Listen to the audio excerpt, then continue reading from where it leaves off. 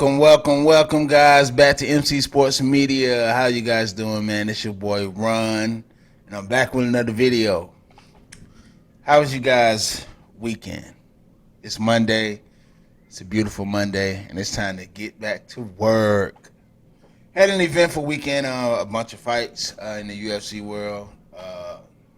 Very entertaining fights. If you haven't already, go back and watch my last video I uploaded over the UFC 264 and the recap. Go check it out.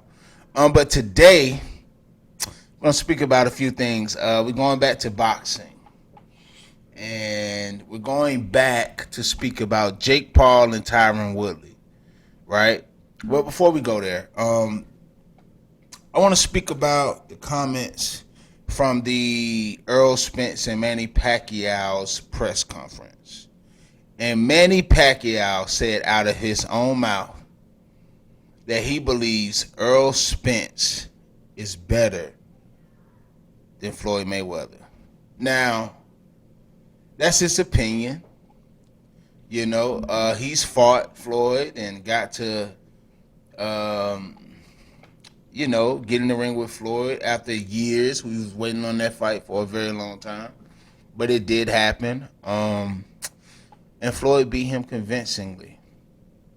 But to say that Earl Spence is better than Floyd is not... I mean, I understand Manny's sentiment. I understand why he said what he said, but nah. Earl Spence don't even believe that. And don't get me wrong, Earl Spence is a great fighter, and he will be one of the best ever to do it. But, man, it's not even close with Floyd. No one's in his realm. No one. No one is in Floyd's realm.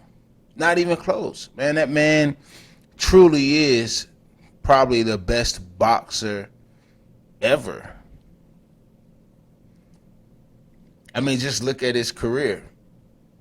It's not even about being undefeated. It was how he literally dominated and won at will. No one... I mean, we all have our favorites, and some people like Tyson. Some people say Muhammad Ali is the greatest of all time, which I could definitely understand why. Muhammad Ali did some great things in boxing, for boxing, and at a specific time, just in the world, what he stood for, what he did, and just his power and his authority and how people loved him. Hands down, Muhammad Ali, if you ask most, would be the best ever. It's kind of like in rap when people say, Tupac or, Biggie or whatever the case may be. That's who Muhammad Ali was for the sport of boxing. But as far as, in the ring, boxing, no one even close. I mean, Floyd was he was just at a level, he was just an elite at boxing, from just how he made his opponents look in there, man. He was always 20 steps ahead of everyone he fought. His adjustments, him remaining calm, and just his fight IQ, he was just a master. So for Manny to say that, I understand why he did it, because think about it, right? It's kind of his safety blanket. Think about it, right? If he says Earl Spence is better, people will take heed to that and probably say, hey, And don't get me wrong, Earl is a great fighter. I love Earl Spence.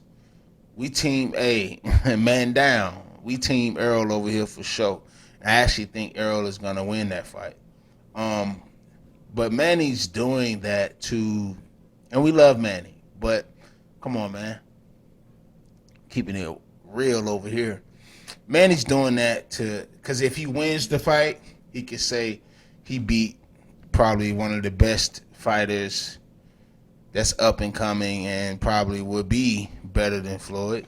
And if he loses, he could say, "Hey man, this guy, I told y'all he was better than Floyd." So it really is like him kind of giving himself a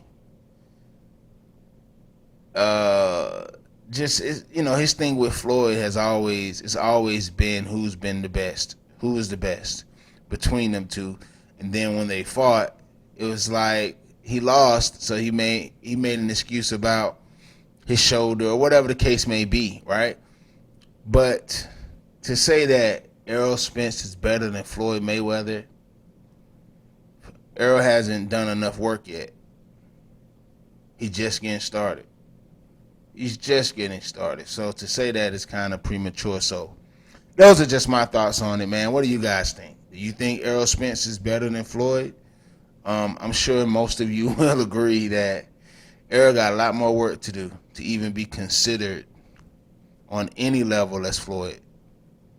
Just saying. And I think Errol can appreciate that and understand it. Of course, his response, he took it as a compliment, as he should, because he is a great fighter, man. He's the best right now.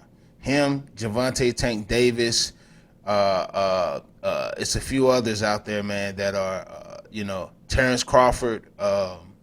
These guys are definitely making their mark and doing exactly what they're supposed to do as great fighters. So, yeah. But to say Floyd, come on, man. Come on. Hey, like him, love him, hate him. That man was the best at what he did. So, I don't know. You guys be the judge of that. Moving on. First, when I speak about this Jake Paul fight, I want to let everyone know that I've been saying it before. I said it before. Jake is serious. Jake can fight. He really can. And looking at his experience and just the work he's putting in, man, like he's really taking this serious. Just like any up-and-coming professional boxer, right? See, the YouTube and all the antics and the cringy things that comes with Jake Paul is blinding people to the fact that, no, this dude can crack.